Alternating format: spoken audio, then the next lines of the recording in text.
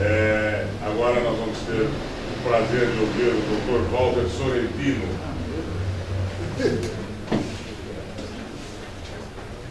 Sobre o Ano Vermelho, a Revolução Russa e seus reflexos no Brasil. Eu estou devolvendo o livro. Não sei a quem devo dar.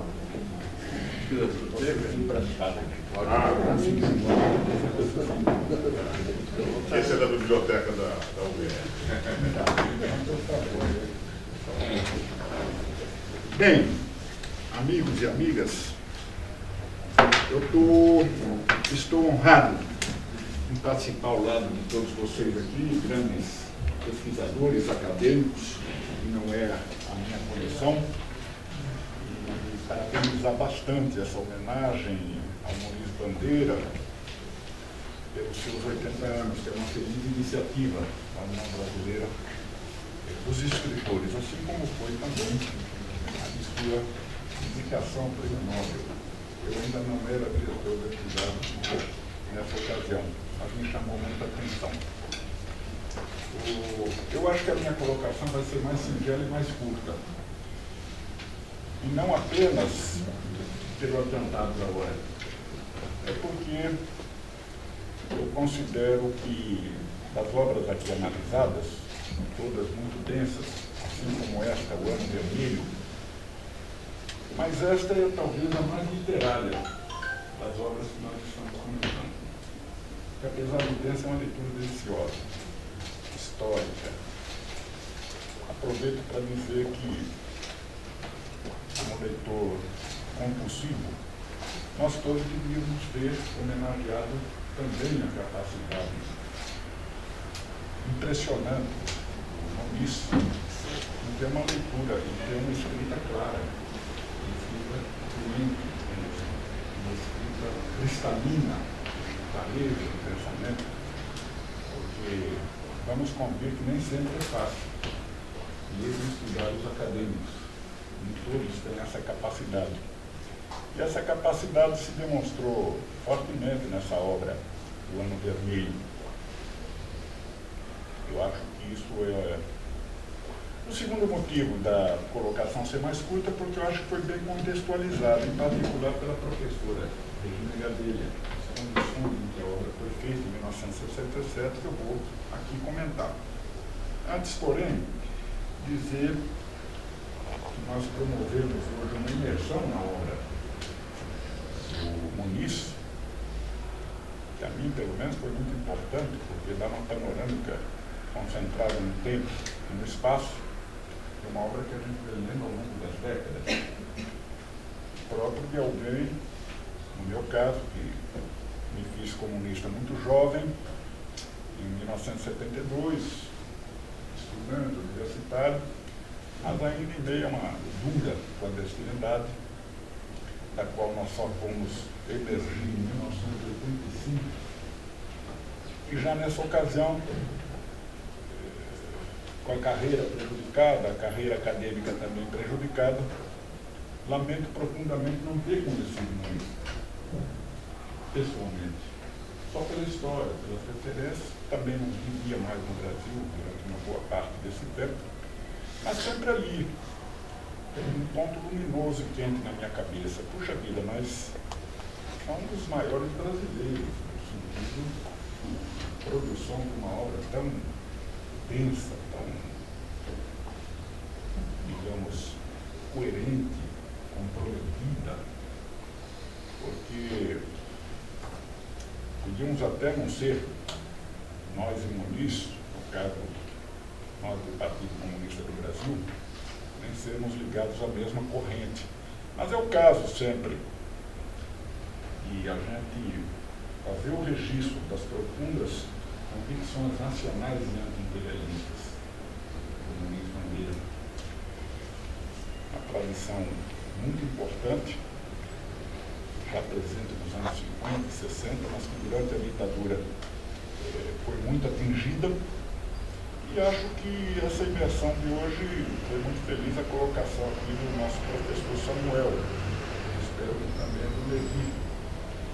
Não que os outros não pudessem, não devessem ter feito isso, mas é porque se relaciona com toda uma situação muito atual no mundo, maiores perigos da história da humanidade, essa escalada de guerra, da sociedade do espetáculo, da crise, todo esse complexo político, judicial, midiático, político, diplomático, militar,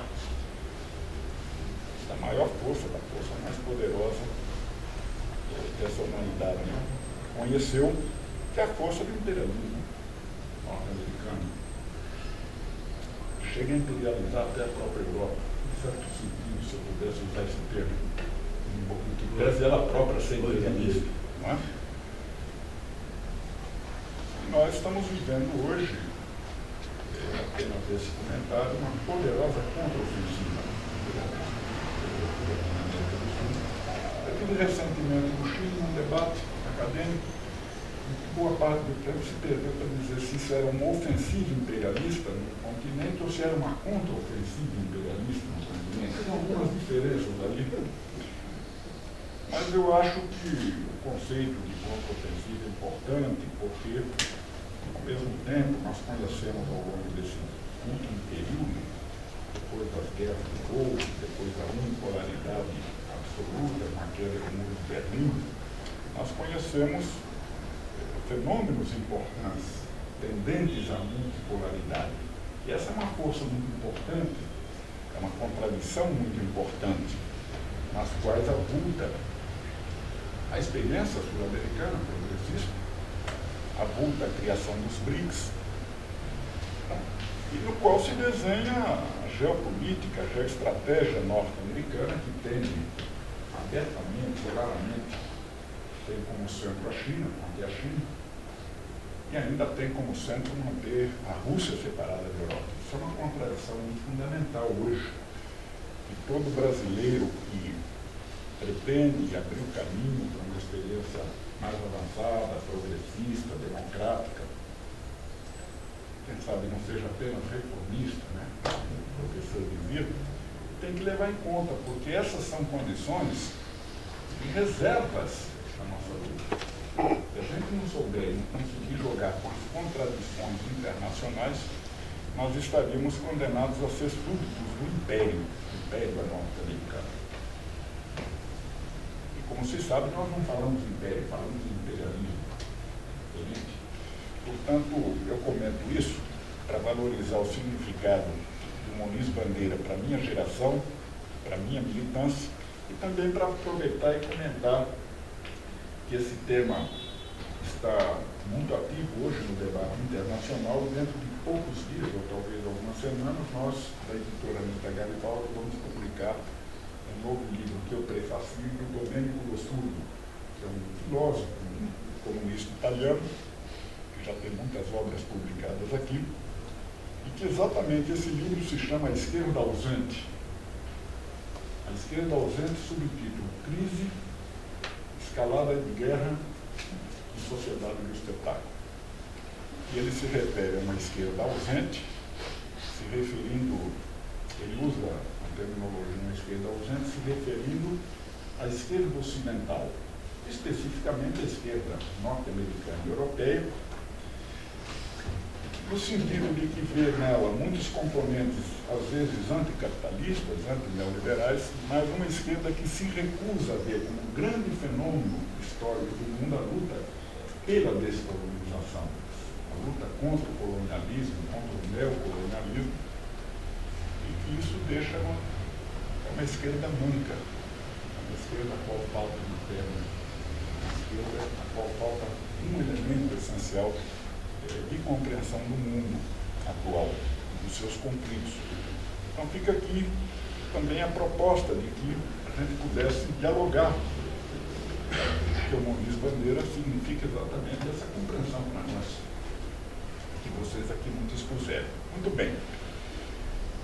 A comemoração desses 50 anos da Revolução Russa, de 1917, que foi marcada no Brasil pelo lançamento desse livro notável, O Ano Vermelho, que rapidamente se tornou um clássico fundamental da história dos comunistas no Brasil, porque tratava da Revolução Russa e seus reflexos no Brasil. não consegui descobrir quem fossem Clóvis Melo e até Andrade, que também assinam na obra.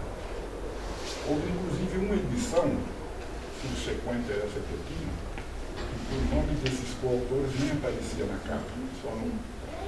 Mesmo na pesquisa de rede que eu fiz, eu não consegui descobrir a quem se referia. Esse livro praticamente foi escrito só pelo Muniz, mas mesmo assim o Muniz colocou o nome dos companheiros. Quem o ajudou a pesquisar? Não, nem sequer. Mas ele coloca o nome dos companheiros porque a ideia inicial da pesquisa e os primeiros momentos da pesquisa foram feitos por eles também. E Muniz não quis, em solidariedade na ocasião, tanto que na nova versão já não tem o nome deles, mas nessa época teve. Mas por isso. Mesmo nessa nova versão, nas páginas internas aparece, só não aparece na capa. Na capa. Uma atitude de honestidade De intelectual. honestidade intelectual do Muniz. Eu só estou... Ótimo. Porque eu não consegui descobrir, perguntei para muitos historiadores, na rede também. Então, de fato, desde a primeira edição, eles tiveram uma participação muito menor. Isso o próprio Muniz me contou. Nada que os prejudique. Né? Tá certo? Bom, Foi então, uma homenagem pelo auxílio. eu acho que esse livro, que a gente homenageia ele ao livro, homenageia porque ele é um incrível produtor de obras que se tornaram clássicas, né? Modernas e perenes, assim que vieram à luz. Tanto que posso dizer que Cátedra, do Ano Vermelho, se tornou uma obra indecedível até hoje, mesmo para a historiografia do próprio Partido Comunista do Brasil. E nós estamos quase às vésperas de comemorar 100 anos da Revolução Soviética, que marcou a história do mundo. Comemoraremos 95 anos do Partido Comunista do Brasil. Então, eu assinalo a importância desse livro, porque, como disse a professora Regina Gadelha, foi escrito em condições difíceis de clandestinidade e perseguição, não só do autor, mas como também das fontes que poderiam alimentar a produção da obra. Foi escrito num tempo extremamente exíguo, incrível dificuldade de acesso às fontes. Isso foi uma crônica bastante clara dessa produção. E mesmo assim, com o rigor científico necessário ao empreendimento para reconstruir essa época histórica, como toda a obra que vocês citaram de Muniz Bandeira, extremamente densa de informações nunca jamais questionadas, mas informações que eram buscadas numa clandestinidade muito difícil, muito dura. Ele mereceu um prefácio muito elogioso do Ernesto Sodré, mérito comunista historiador. O livro faz um amplo levantamento dos reflexos da Revolução de 17 no nosso país, entre os quais o mais perene foi a fundação do Partido Comunista do Brasil em 1922. Pela primeira vez que se sabe, ele incorpora textos importantes de difícil acesso, que foram escritos no calor dos acontecimentos de 1917 a 22, escritos por Astrogildo Pereira, que foi, em 1922, o principal fundador do Partido Comunista do Brasil, PCB. E da UBE também. E da UBE também. Isso. E, além do que, muitos escritos de Lima Barreto, Edgar Van Roth e outros líderes precursores do movimento operário e revolucionário no Brasil. Então, nós temos no livro uma grande riqueza documental, informativa, que é apresentada ao lado de análises rigorosamente centradas nos fatos, não na mera interpretação dos autores, e que não se detém apenas nos aspectos políticos e organizativos dos reflexos da Revolução de 17 em nosso país, mas envolve os antecedentes nacionais e mundiais, bem como as repercussões sociais e culturais que ajudam a entender aquele momento da história política do nosso país, em particular da história da luta das classes oprimidas do nosso país. E junto com isso tem todo um panorama intelectual e social daquela época. Uma análise lúcida, comprometida e generosa com aqueles acontecimentos que gravaram a história da sociedade mundial, apaixonada, mas sem perder o rigor pensador analítico e sem deixar de ser literariamente estimulante. Eu não imaginaria escrever uma obra dessa naquelas condições, começando muito antes, porque ele contextualiza os fatos históricos brasileiros desde os alvores dos artesãos livres que foram constituídos no país, os artífices, ainda nos tempos de Dom João VI, 1808, e ainda antes, vai recorrer à própria Inconfidência Baiana de 1798 para ver como é que foi se constituindo o que nós hoje chamamos de uma classe trabalhadora brasileira, até chegar aos anarquistas, que foram a matriz da formação do comunismo no Brasil.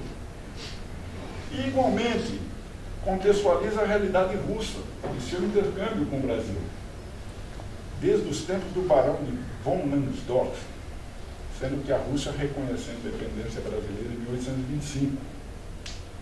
Então é bem interessante, porque não é uma obra apenas de ciência política, ela tem esse panorama, esse cenário, esse estímulo literário. Ele aborda a influência da literatura russa na formação de Machado de Assis, de Graciliano Ramos, de Jorge Amado, até que a Revolução de Março e Novembro de 17 explodiram no Brasil. E aí ele transforma a crônica daqueles fatos em fundamentos memoráveis. Eu acho que todo mundo devia ler aquelas páginas do livro sobre o papel da imprensa brasileira. Em 1917, sabugismo, facciosismo, mistificação, servilidade. Eles não sabiam o que dizer, então eles precisavam copiar. O Lenin é um grande espião alemão, armada por Hitler, para poder derrubar o czarismo na Rússia. Né? Astrogildo Pereira fazia essa denúncia.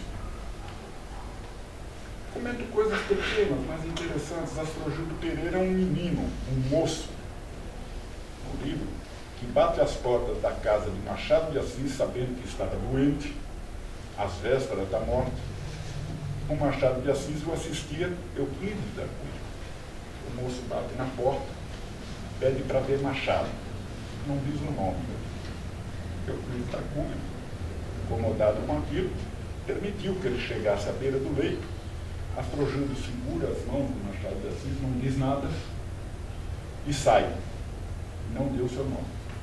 É Astrogildo Pereira que depois fundaria o Partido Comunista do Brasil. Foi um especialista, né, na obra do mestre Machado de Assis. É uma história que é muito comovente.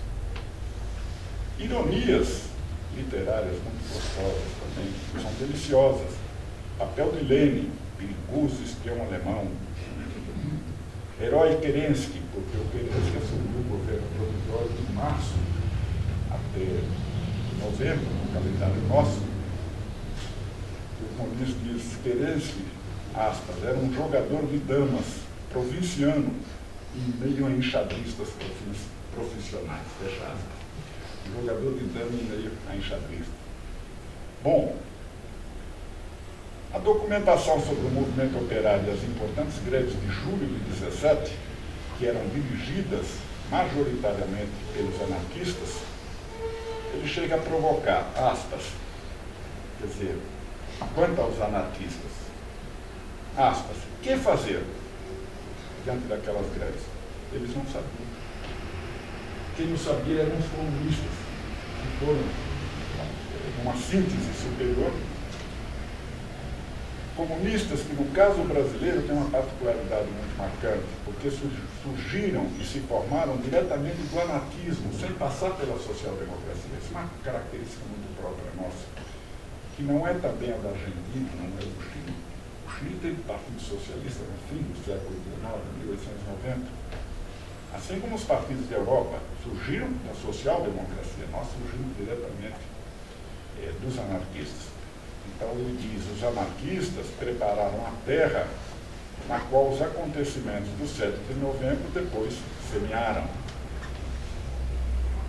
Então, companheiros, esse livro, ele foi em 67, já vai fazer quase 50 anos, evidentemente, de uma corrente política, ideológica e organizada, que é a corrente dos comunistas, que naturalmente se debruça muito sobre o seu próprio passado. Eu posso dizer que essa obra ela ainda é um clássico, até para nós mesmos.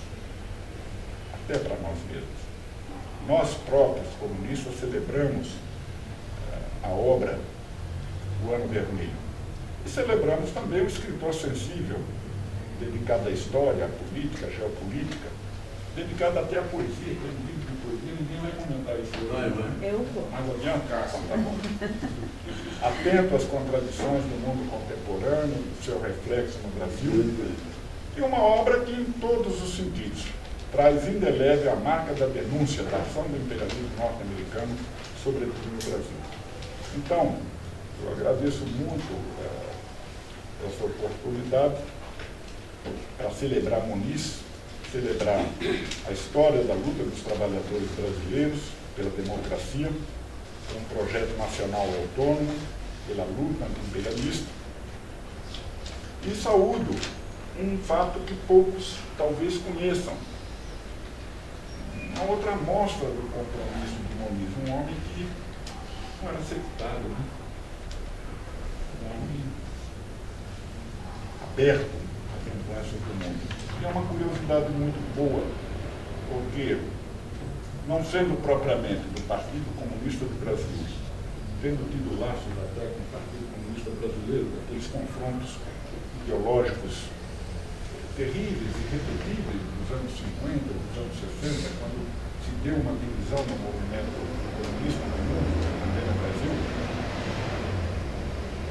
se criou uma situação muito curiosa, porque o Partido Comunista do Brasil, PCB, de 1922, passaram a existir dois partidos, ou duas legendas. Uma que ficou PCB, Partido Comunista Brasileiro, e outra que ficou Partido Comunista do Brasil, o nome original, mas com uma sigla nova, PCdoB. E nós fomos descobrir numa entrevista recente com o Muniz Bandeira, na biografia de João Amazonas, quem sugeriu o nome PCdoB foi ele. Foi verdade. Foi ele. E é pouco conhecido esse episódio. Porque ele conversava com Diógenes Arruda, conversava com Maurício Grabois, mais Maurício Grabois e João Amazonas. E uma conversa dessa, meio que brincando, ele falou, olha, tem que diferenciar, né? Por que vocês não chamam PCdoB, então? E nós, rapidamente, aquilo foi captado. E se transformou, me desculpem, não quero ser cabotino, mas o título do B tem sido muito utilizado, no sentido de retomada de autenticidade, de volta às origens, que não quer dizer nada contra o PCB, muito ao contrário. Eu considero que aqueles duros embates não devem se repetir. Aquilo é próprio de uma época, próprio de um grau de compreensão dos confrontos ideológicos que não revela muita simplicidade. Nós precisamos encontrar outros modos e resolver esses tipos de problemas. Muito bem. Dizer, portanto, que o Muniz ocupa um lugar destacado na vida da minha geração, nos arma de frente aos acontecimentos tormentosos de todo o século XX e nos abre perspectivas para os dias atuais. E, sobretudo, nos dá um exemplo de coerência, comprometimento com a nação, o povo brasileiro e a humanidade. Vida longa, como Muniz Bandeira.